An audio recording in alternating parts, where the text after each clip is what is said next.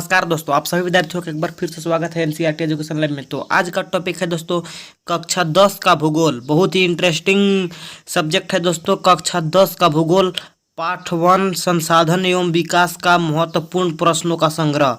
जो महत्वपूर्ण प्रश्न इस पाठ से संसाधन एवं विकास से महत्वपूर्ण प्रश्न आज हम लोग देखने वाले हैं दोस्तों। तो इस वीडियो पर बने रहिए, लास्ट तक इस वीडियो को देखिएगा। बहुत ही यह वीडियो खास होने वाला है। तो चलिए वीडियो को स्टार्ट करते हैं। तो इस पार्ट से पहला क्वेश्चन है संसाधन किसे कहते हैं। बहुत ही इम्पोर्टेंट क्वेश्चन है दोस्तों, बार बार पूछने वाला क्वेश्चन है। कहीं भी आपसे पूछा जा सकता है कि संसाधन किसे कहते हैं। तो उत्तर आप इस प्रकार से देंगे कि हमारे पर्यावरण में उपलब्ध, यानी कि हमारे पर्यावरण में उपलब्ध प्रत्येक वस्तु जो हमारे आवश्यकताओं को पूरा करने में प्रयुक्त हो उसे संसाधन कहते हैं।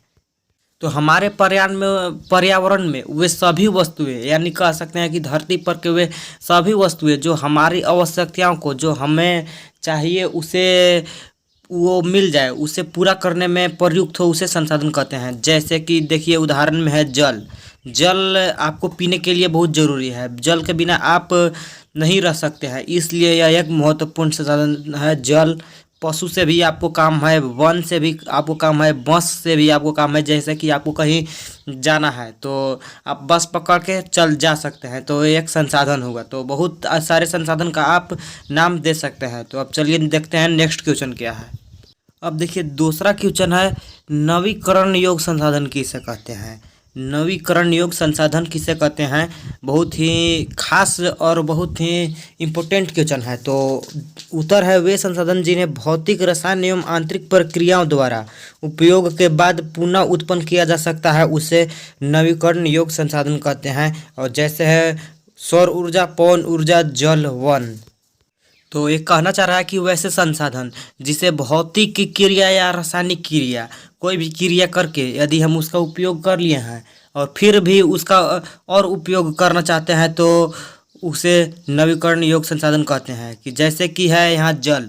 जल को हम उपयोग कर लिए तो फिर वो जल दूषित हो गया, तो फिर इसे साफ किया जा सकता है। जैसे कि मान लीजिए कि वन को जब हम काट दिए, पूरा साफ कर दिए वन, तो फिर से वन उगाया जा सकता है। इसलिए इसे नवीकरण योग्य संसाधन कहते हैं, जिसे पुनः उत्पन्न किया जा सकता है। उपयोग के बाद पुनः जिसे उत्पन्न किया जा सकता है उसे नवीकरण योग्य संसाधन कहते हैं। तो समझ गए होंगे। अब देखते हैं नेक्स्ट क्वेश्चन। अब है तीसरा क्वेश्चन अनवीकरण योग्य संसाधन। अभी हम नवीकरणीय योग संसाधन देखे थे। अब देखते हैं अनवीकरणीय योग संसाधन किसे कहते हैं। तो उत्तर है वे संसाधन जो उपयोग के बाद खत्म हो जाता है और इन संसाधनों का विकास लंबे समय में होता है। इनमें से कुछ संसाधन चक्रीय हैं, जैसे धातु। तो वैसे संसाधन जिसका हम उपयोग किए तो वो खत्म हो गया, फिर उसका उपयोग नहीं कर सकते हैं, लेकिन इसका विकास होने में, यानी कि इसका फिर से बनने में इसको बहुत लंबा समय लग जाता है, लाखों करोड़ों वर्ष लग जाता है। इसलिए इसे कहते हैं अनवीकरणीय योग्य संसाधन। उदाहरण देखते हैं खनिज और जीवाश्म ईंधन। जैसे कि जीवाश्म ईंधन खनिज में आ गया पेट्रोलियम, कोयला। तो पेट्रोल को जब आप गाड़ी में डालकर उसको चला दिए तो वो खत्म हो गया, फिर से तो आप पेट्रोल नहीं बना सकते हैं। तो पेट्रोल बनने में लाखों करोड़ों वर्ष लग जाते हैं। इसलिए इसे कहते हैं अनवीकरणीय योग्य संसाधन। जो उपयोग के बाद खत्म हो जाता है उसे कहते हैं अनवीकरणीय योग्य संसाधन। अब देखते हैं नेक्स्ट। अब है आपके स्क्रीन पर चौथा क्वेश्चन, राष्ट्रीय संसाधन किसे कहते हैं। राष्ट्रीय संसाधन किसे कहते हैं, बहुत ही इम्पोर्टेंट क्वेश्चन है। उत्तर है तकनीकी तौर पर देश में पाए जाने वाले सारे संसाधन राष्ट्रीय संसाधन कहलाता है। तो आप सरल भाषा में कह सकते हैं कि देश में पाए जाने वाले सभी संसाधन, देश में जितना भी संसाधन है, बस, ट्रेन, वे सब संसाधन राष्ट्रीय संसाधन को में रख सकते हैं। राष्ट्रीय संसाधन, देश में सभी संसाधन को राष्ट्रीय संसाधन कह सकते हैं। अब है बहुत ही इम्पोर्टेंट क्वेश्चन है, संसाधन का संरक्षण क्यों जरूरी है। बहुत ही इम्पोर्टेंट क्वेश्चन है, बहुत बार बार पूछे जाने वाले ये परीक्षा में क्वेश्चन है। तो आपसे कोई पूछ भी सकता है कि संसाधन का संरक्षण यानी कि संरक्षण का बचाव क्यों जरूरी है। तो आप उत्तर इस प्रकार से देंगे कि संसाधन किसी भी तरह के विकास में महत्वपूर्ण भूमिका निभाते हैं, परंतु संसाधन का विवेकहीन उपयोग और अनुपयोग के कारण कई समस्याएं सामाजिक, आर्थिक और पर्यावरण समस्याएं पैदा हो सकती है।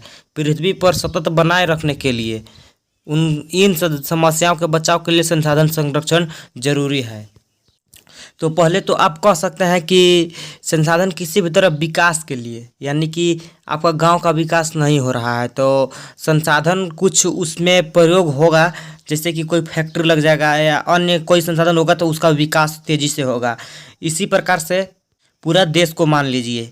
अब और आगे कह सकते हैं कि यदि संसाधन का अनुपयोग करेंगे, अनुपयोग नहीं दुरुपयोग, और संसाधन का दुरुपयोग करेंगे, गलत तरीका से इसको करेंगे यूज करेंगे तो समाज में पर्यावरण की समस्याएं पैदा हो सकती है। जैसे कि अभी मोटर वाहनों से बड़े बड़े शहरों में वाहनों से बहुत धुआं फैल रहा है, बहुत प्रदूषित हो गया है। तो इसी के लिए, यानी कि इसे दूर रखने के लिए और पृथ्वी पर सतत बनाए रखने के लिए, यानी कि पृथ्वी पर जीवन को हमेशा बनाए रखने के लिए इन समस्याओं के बचाव के लिए संसाधन का संरक्षण करना जरूरी है। अब देखते हैं नेक्स्ट। अब है उत्तरी मैदान का जलोढ़ मृदा कैसे बनी है। तो उत्तर है, उत्तर मैदान का जलोढ़ मृदा हिमालय के 3 महत्वपूर्ण नदी तंत्र सिंधु, गंगा और ब्रह्मपुत्र नदी द्वारा लाए गए निक्षेपों से बनी है। तो जो उत्तरी मैदान है दोस्तों वो हिमालय से जो नदियाँ निकलती है वो 3 महत्वपूर्ण नदी जिसका नाम है सिंधु, गंगा और ब्रह्मपुत्र, उनके द्वारा जो लाए मलबे निक्षेपों से बनी है। अब देखते हैं नेक्स्ट क्वेश्चन। अब है बांगर किसे कहते हैं। तो उत्तर है पुराना जलोढ़ मृदा को बांगर कहते हैं। तो जलोढ़ मृदा 2 प्रकार के होते हैं दोस्तों, बांगर और खादर। तो जो पुराना जलोढ़ मृदा हो गया उसे बांगर कहेंगे और जो नया जलोढ़ मृदा होगा उसे खादर कहेंगे। देखिए यहाँ आ ही गया कि खादर किसे कहते हैं, तो नया जलोढ़ मृदा को खादर कहेंगे। आप लोग इसे याद रखिएगा। तो उम्मीद है कि दोस्तों कि आप सभी को ये वीडियो बहुत ही पसंद आया होगा। यदि पसंद आया है तो इस वीडियो को लाइक कर दीजिए और चैनल को सब्सक्राइब कर दीजिए, ताकि जब भी हम वीडियो अपलोड करें तो इन्फॉर्मेशन सबसे पहले आपको मिले। तो